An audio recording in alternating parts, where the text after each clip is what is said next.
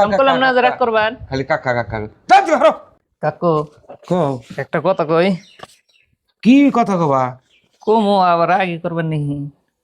রাগ কর মুখে বই ঋষি বই বেসাল যদি আবার রাগ করুন, দুই চাষা আছে বেসাল টেসাল পারি কও কি কবা কও কথার মধ্যে কথা আবার যদি রাগ করুন, কে রাগ কর মুখে দরকার হয় না আবার রাগ মেলা না, এইসবে সাহস না।